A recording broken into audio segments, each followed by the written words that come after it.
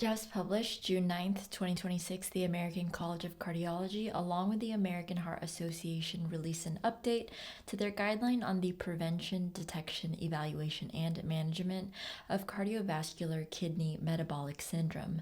The focus of this guideline is to create a living, working document that provides current knowledge in the field of cardiovascular-kidney-metabolic syndrome, aimed at all practicing cardiologists, endocrinologists, nephrologists, and primary care and specialty clinicians who manage these patients.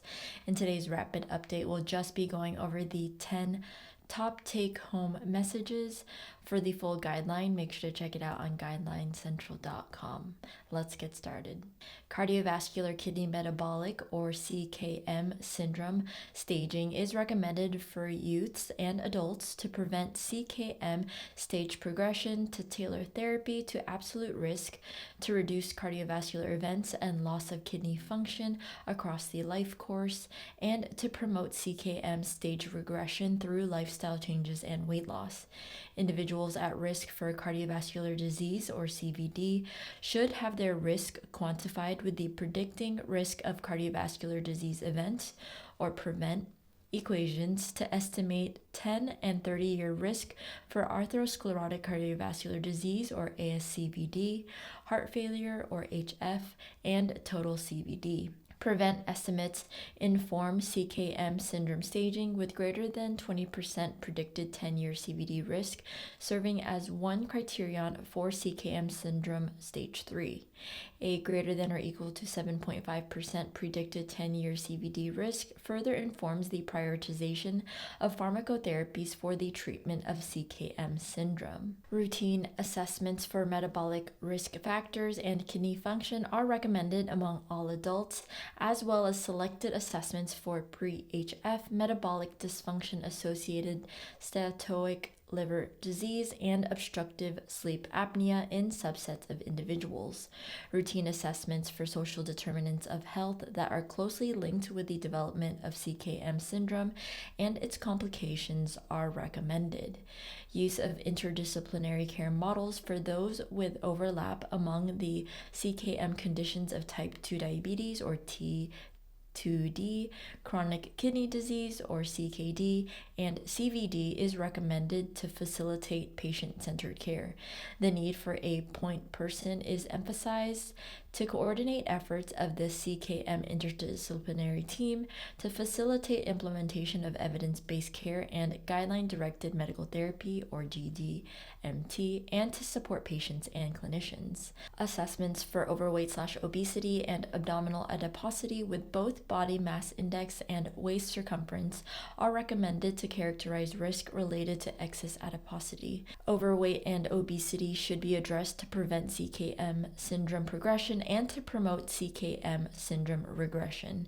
Support for lifestyle modification is emphasized with adjunctive use of obesity pharmacotherapies and metabolic and bariatric surgery as needed to facilitate weight loss. Among patients with T2D with CVD or at increased risk for CVD, in addition to lifestyle modification, weight management, and risk factor control, utilization of cardioprotective anti-hyperglycemic GDMT is recommended, including sodium glucose cotransporter 2 inhibitors, or SGLT2I, glucagon-like peptide 1 or GLP-1 based therapy, or both, to improve cardiovascular and kidney outcomes. The choice of agent should be guided by clinical comorbidities. Use of both estimated glomerular filtration rate and urine albumin to creatinine ratio is recommended to characterize CKD and guide the use of kidney protective agents to confer both cardiovascular and kidney benefits. For patients with CKD and T2D or CKD and albuminuria, renin-angiotensin system inhibitors, or RASI, and SGLT2 SGLT2I should be used as first-line therapy. If albuminuria persists among patients with CKD and T2D, non-steroidal mineralocorticoid receptor antagonists or MRAs or a GLP-1 based therapy should be added for further kidney and cardiovascular protection. Management of ASCVD should emphasize CKM syndrome comorbidities, including obesity treatment through lifestyle modification, pharmacotherapy, and, when appropriate, metabolic and bariatric surgery. The use of cardioprotective anti-hyperglycemic agents for T2D, and the use of kidney protective agents for CKD to reduce the risk for adverse cardiovascular events and loss of kidney function.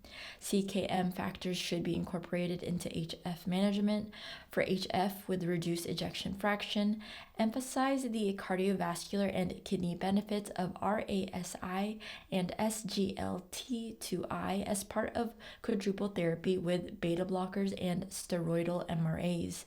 For HF with mildly reduced ejection fraction / preserved ejection fraction, use SGLT2I as first-line GDMT. Add GLP-1 based therapies in patients with obesity or other CKM risk factors, and consider non-steroidal MRAs in those with T2D and CKD to reduce adverse cardiovascular events and loss of kidney function.